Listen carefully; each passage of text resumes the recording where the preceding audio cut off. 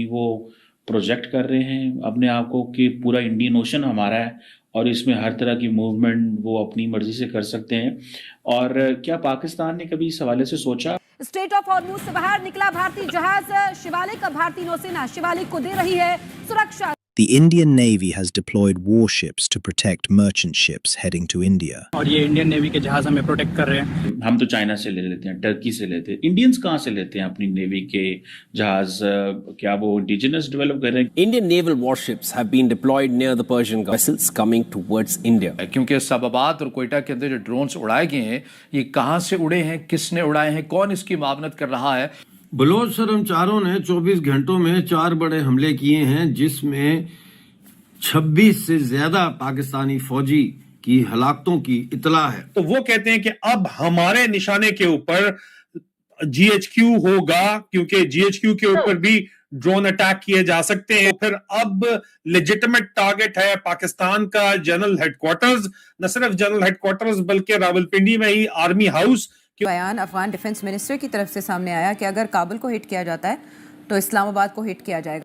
اکیلا ایسا دیش ہے اس سمے, یہ بتایا جا رہا ہے کہ بھارت اکیلا ایسا دیش ہے سمبھوتہ پورے وشو میں جہاں تیل کے دام بڑھائے نہیں گئے.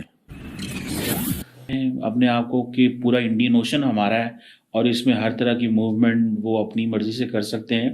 اور کیا پاکستان نے کبھی اس حوالے سے سوچا کہ ہمیں ایئر کرافٹ کیریئر چاہیے, یا کہ آپ سمجھتے ہیں کہ ہمارا اتنا بڑا ایریا آف آپریشن یا ہمارے اتنا انٹرسٹ نہیں ہے جتنے ایریا پہ وہ آپریٹ کرنا چاہتے ہیں؟ دیکھیں, جب سے انڈیا کی اور یو ایس کی اسٹریٹجک الائنس ہوا ہے with respect to containment of China, تو انڈیا کی پہلے تھی لک ایسٹ پالیسی, ابھی وہ کنورٹ ہو گئی ایکٹ ایسٹ پالیسی.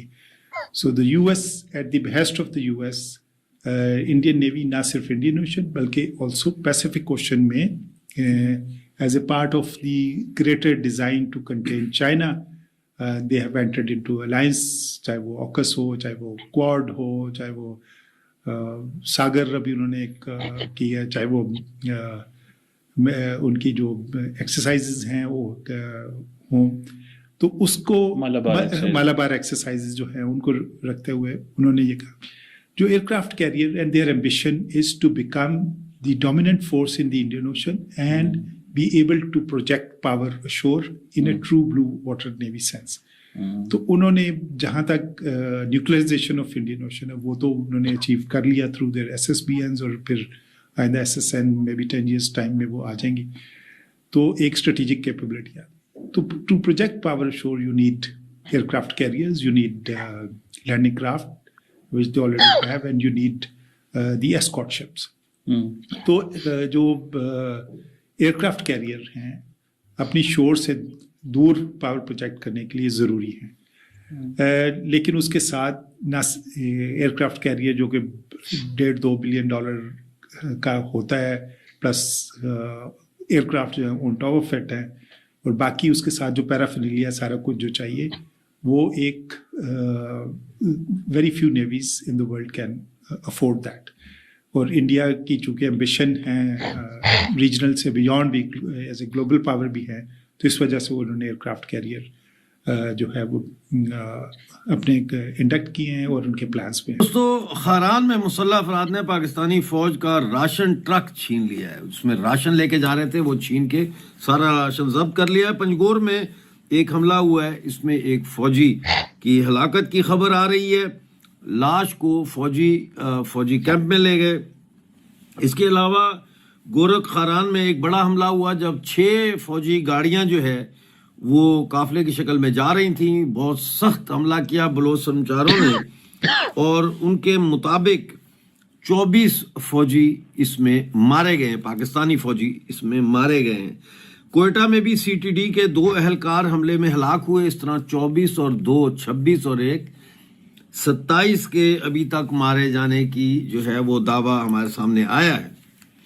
8 مارچ کو میں آپ کو پچھلی ویڈیو میں بتایا تھا کہ 8 مارچ کو جو ہے وہ 15 فوجیوں کو ہلاک کیا تھا بی ایل ایف نے.